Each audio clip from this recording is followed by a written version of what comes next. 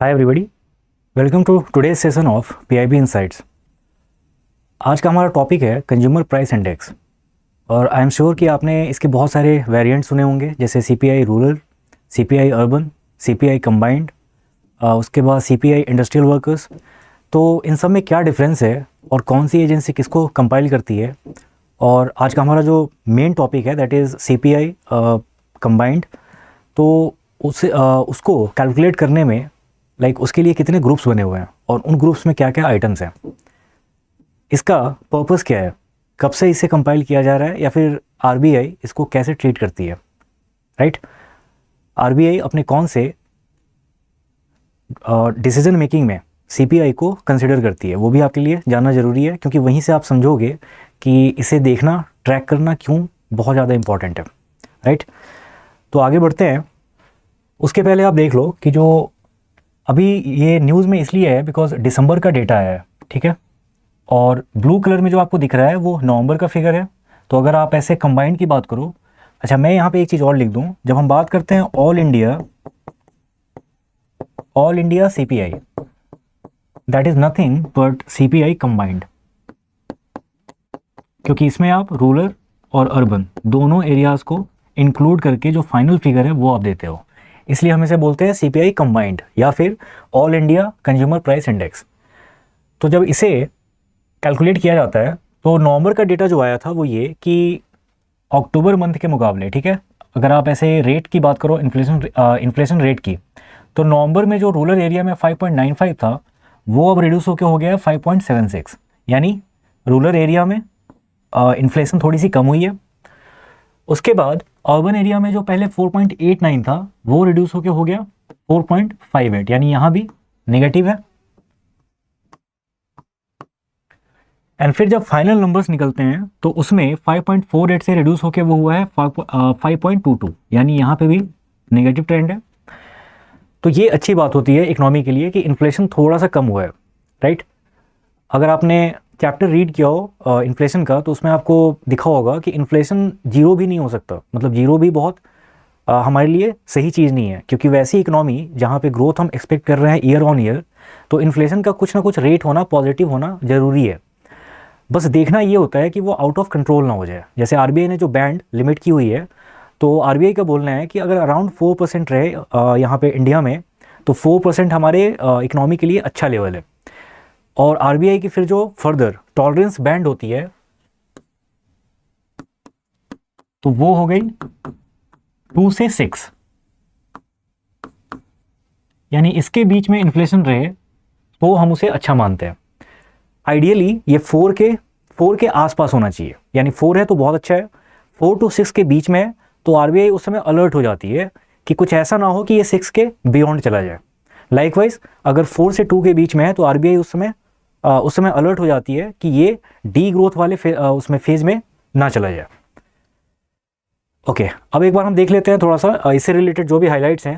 तो एक तो पहले चार्ट देख के आपको समझ में आ गया होगा, बट अगर मैं कंबाइंड फिगर की बात करूं तो दिसंबर में ये 5.22 है, जो कि नवंबर मंथ से कम है। ठीक है, आगे बढ़ने के पहले जो मैं बता रहा था आपको कि सीपीआई एक तो पहले रूरल, अर्बन और कंबाइंड, ये होता है पहला। दूसरा CPI IW, that is industrial worker.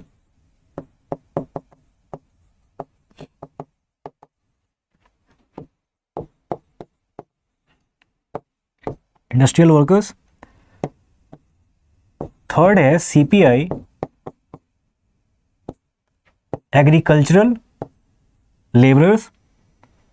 और फोर्थ सीपीआई रूरल लेबरर्स। अब यहाँ पे ध्यान देना, जो नाम आपको दिख रहे हैं ना ऐसे, तो ये तो पूरे इंडिया के लिए है कि हमने अगर अगर सपोज़ कि उसे इस बेसिस पे डिवाइड किया है कि रूरल एरियाज़ में इन्फ्लेशन की रेट क्या है, अर्बन एरियाज़ में इन्फ्लेशन की रेट क्या है, और फिर दोनों को कंबाइन करके हमने निकाल दिया, तो उसे हम बोलते हैं सीपीआई कंबाइंड या फिर all India consumer price index. अगर सिर्फ अर्बन एरियाज़ में अगर आपको निकालना हो कि जो लोग सपोज़ कि मैन्युफैक्चरिंग सेक्टर में है, ठीक है, तो उनको उनको इन्फ्लेशन कैसे इम्पैक्ट कर रही है, तो उसके लिए हम CPI IW का यूज़ कर सकते हैं। ठीक है, अगर हमें ये देखना हो कि एग्रीकल्चरल सेक्टर में कैसे इन्फ्लेशन इम्पैक्ट कर रही है लोगों को, तो उसके लिए हम क्या देख सकते हैं, agricultural labourers.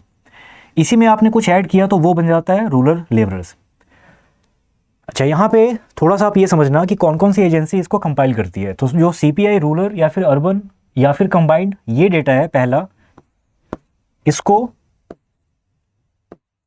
Compile and publish करने का काम है NSO का, यानी नेशनल स्टैटिस्टिकल ऑफिस। बट ये जो बाद के तीन है इसको पब्लिश करती है लेबर ब्यूरो।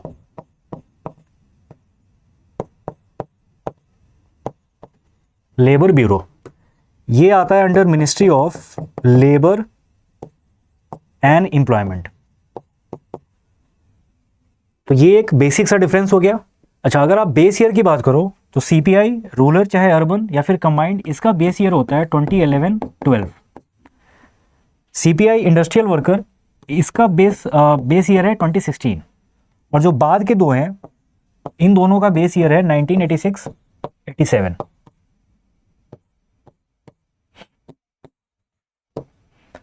अभी डिस्कशंस ऐसे ऑनगोइंग है, हो सकता है कि इसके ऊपर डिसीजन बहुत जल्दी आ जाए कि CPI के बेस ईयर को चेंज करने की बात हो रही है। इसमें बताया जा रहा है कि बेस ईयर हमें जो चेंज करना है वो हो सकता है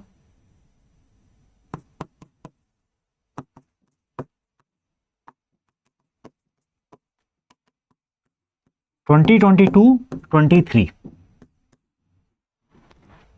बेस ईयर का यहाँ पे मतलब ये हो गया कि कोई ऐसा ईयर जो कि इसमें इकोनॉमिक पॉइंट ऑफ व्यू से बहुत स्टेबल ईयर माना जाता हो। मतलब कि वहाँ पे जो वेरिएबल्स थे उस पर्टिकुलर ईयर में वो इकोनॉमी के लिए बहुत स्टेबल माने गए हैं, कि वहाँ पे फ्लक्चुएशंस बहुत ज़्यादा नहीं हो रही थी और CPI की वैल्यू ऑलमोस्ट हर महीने सेम रही हो।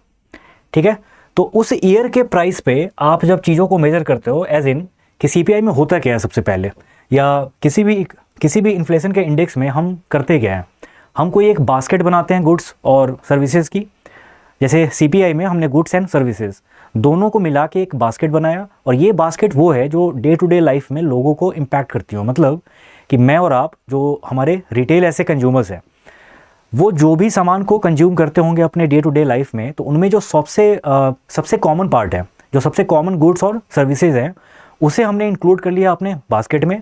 और हम ये मॉनिटर करने की कोशिश करते हैं कि वो सेम गुड्स एंड सर्विसेज जो हमने लास्ट मंथ में परचेज़ की थी और अब जब हम न्यू वाले मंथ में परचेज़ कर रहे हैं तो उसके प्राइस में क्या डिफरेंस है। बेसिकली यही होता है आपके अगर आप CPI की बात करो तो इसका कैलकुलेशन ऐसे ही होता है। नो डाउट हमने उसको बहुत सारे कैटेगरीज में डिवाइड कर रखा है कि ये जो गुड्स एंड सर्विसेज हैं इनके मेजर कैटेगरीज कौन कौन है वो हम देखेंगे आगे अभी, बट इसी तरीके से इसकी कैलकुलेशन की जाती है। तो मतलब कि नवंबर या दिसंबर मंथ में 2024 में जो मैंने गुड्स और सर्विसेज उसे कंज्यूम किया होगा, तो वो जिस प्राइस पे मैं कर रहा हूँ तो उसे कंपेयर करते हैं हम बेस ईयर के प्राइस पे। ठीक है, मतलब बेस ईयर में उसका कैलकुलेशन होता है। ओके, इसमें से कुछ चीज़ें मैंने आपको ऑलरेडी बता दी हैं कि labour bureau, CPI IW, CPI AL और CPI RL, इसे कंपाइल करता है तीन को। बेस ईयर इसका मैंने आपको बता दिया है पहले ही। लेकिन अगर हम CPI रूरल, अर्बन और कंबाइंड इसकी बात करें तो वो कैलकुलेट करने का काम है NSO का। ठीक है, ये गुड्स एंड सर्विसेज का बास्केट है। इसे आप ध्यान रखना कि CPI में गुड्स एंड सर्विसेज दोनों आते हैं।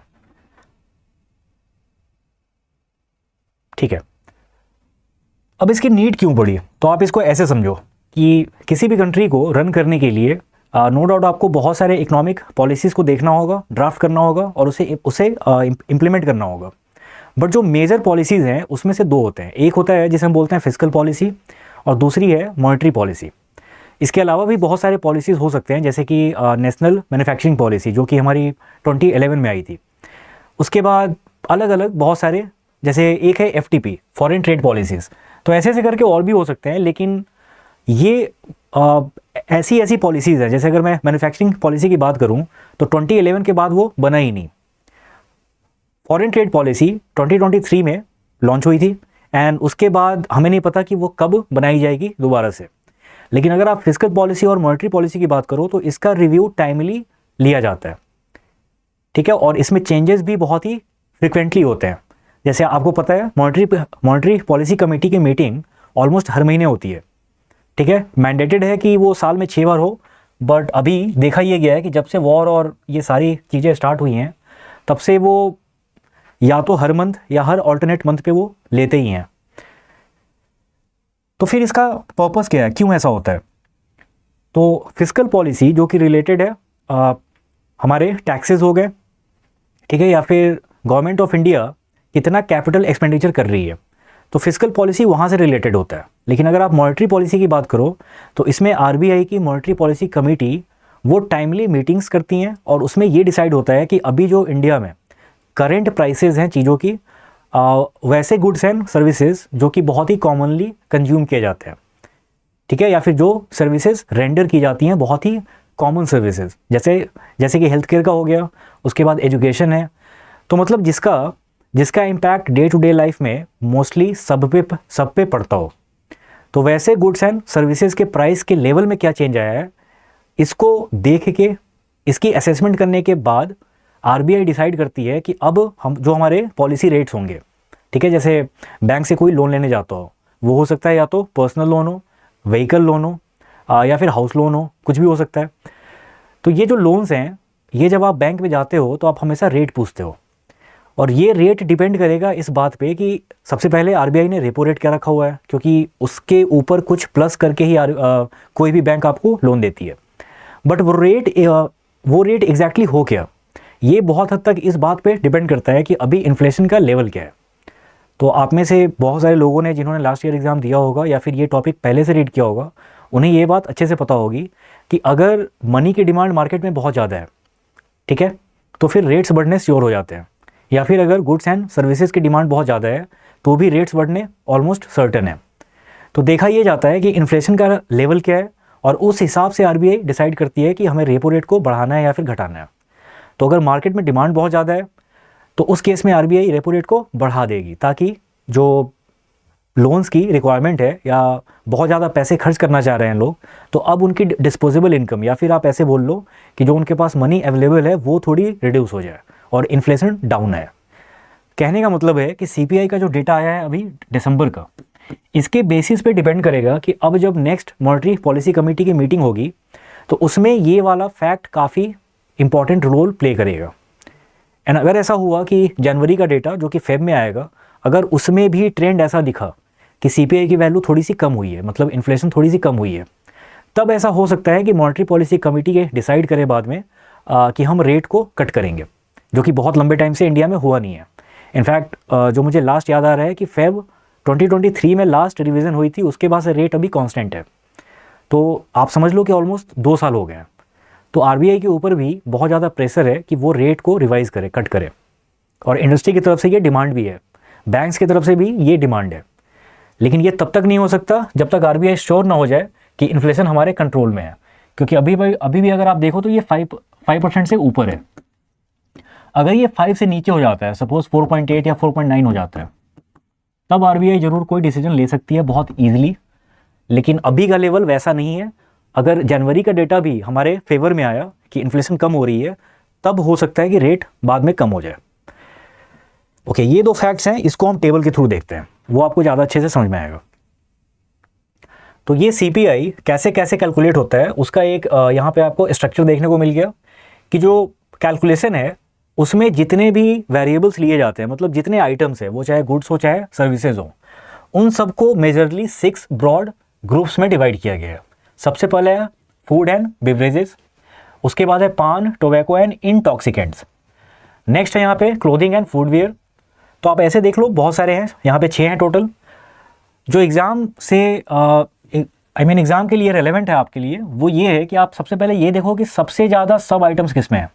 तो फूड एंड बेवरेजेस ये ऐसा मेजर ग्रुप है जिसके अंडर सबसे ज़्यादा सब ग्रुप्स हैं। टोटल कितने हैं? 12। तो ये आपको याद रखना है।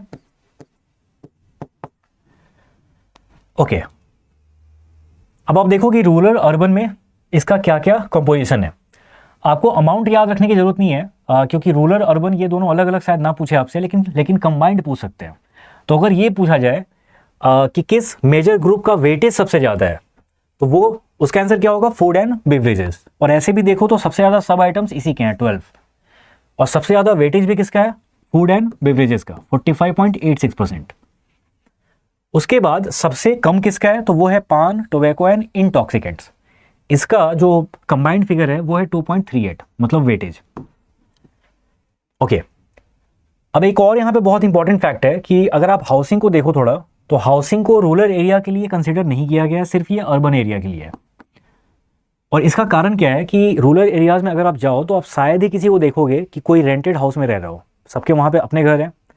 अब घर हो सकता है कि या तो पक्का मकान हो या फिर वो हट्स में रह सकते हैं, जो भी हो, लेकिन उन्हें एकोमोडेशन के लिए पे करने की ज़रूरत रेयरली होती है। मतलब आप शायद ही किसी को देखोगे कि कोई वहाँ पे रेंट दे के रह रहा हो। तो इसलिए जो हाउसिंग यहाँ पे मेजर ग्रुप है, उसका वेटेज रूरल एरिया के लिए 0 है। अब ये थोड़ा सा इंपॉर्टेंट हो जाता है, तो ये भी पूछा जा सकता है। फिर आप देखो कि जो कंज्यूमर फूड प्राइस इंडेक्स है, CFPI, ये अलग से नहीं निकलता, ये एक्चुअली CPI का ही पार्ट है। मतलब CPI के कुछ आइटम्स हैं जिसे अलग करके और फिर हम CFPI निकाल लेते हैं। तो उसमें आप देखोगे कि जो हमारा फूड एंड बेवरेजेस का मेजर ग्रुप है, जिसमें 12 सब आइटम्स हैं, उसी में से 10 सब आइटम्स को अलग से कैलकुलेट किया जाता है और वो हमें दे देता है CFPI। तो ये आपको याद रखना है, ठीक है। तो जो food and beverages major group के 12 सब आइटम्स हैं, उसी में से 10 आइटम्स ऐसे हैं जो कि हमें CFPI की वैल्यू दे देते हैं। अब अगर इनका वेटेज निकालो, मतलब ये जो 10 आइटम्स हैं यहाँ पे, उनका वेटेज हो जाता है 39.06 आउट ऑफ 100। मतलब कि जो पूरा CPI है, तो अगर आप 100 करो वहाँ पे कंसीडर, तो उसका 39.06 जो है वो सिर्फ CFPI, यानी बहुत बड़ा वेटेज इसका भी है। मतलब इसको अगर हम अलग से देखें तो इसीलिए ऐसा होता है कि जब फूड आइटम्स की प्राइसेस बहुत ज़्यादा बढ़ती हैं तो ओवरऑल इन्फ्लेशन भी बढ़ जाता है, ठीक है। अब ये भी बात चल रही है कि इसके वेटेज को थोड़ा सा रिड्यूस किया जाए। तो अभी तक इससे रिलेटेड कोई डिसीजन नहीं आया है, लेकिन ये डिबेट अभी चालू है। ओके, अब हम आते हैं इस पे, जो हमारा आज का ऑब्जेक्टिव क्वेश्चन है। तो वीडियो को पॉज करके आप सारे जितने भी स्टेटमेंट्स हैं यहाँ पे, सबको एक एक बार देख लो और फिर बताओ कि कौन सा इसका आंसर होगा। ये जो फर्स्ट स्टेटमेंट है, इसको मैंने डिस्कस नहीं किया है, लेकिन आपको समझा दिया था कि इसकी बैकग्राउंड क्या है, और स्लाइड में भी ये दिया हुआ है। तो अगर आपने पहले देखा है तो ये ईजिली हो जाएगा। ओके, और लास्ट में आपके लिए एक डिस्क्रिप्टिव क्वेश्चन है, इसको भी आप कोशिश करना कि इसे अटेम्प्ट करो। ये आपके एग्ज़ाम से पहले वैसे तो हर महीने न्यूज़ में आएगा, क्योंकि CPI का डेटा हर महीने आता है, लेकिन फिर भी जो बात मैं बता रहा था कि हो सकता है इसका बेस ईयर चेंज हो जाए बहुत जल्दी, तो इसलिए एग्ज़ाम से पहले इसके ऊपर डिटेल्ड डिस्कशंस होंगी न्यूज़पेपर में। तो ये आपको देखना पड़ेगा दोबारा से, और बहुत डिटेल में देखना पड़ेगा, क्योंकि जब भी कुछ रिवीजन होती है किसी भी इंडेक्स में, तो वो आपसे डिटेल में पूछा जा सकता है। तो इसका ध्यान रखना। आप ये क्वेश्चन अटेम्प्ट करो और आप लिख के या तो टेलीग्राम ग्रुप पे या फिर यूट्यूब के कमेंट बॉक्स में हमें दे देना, हम उसको देख लेंगे। Thanks for watching.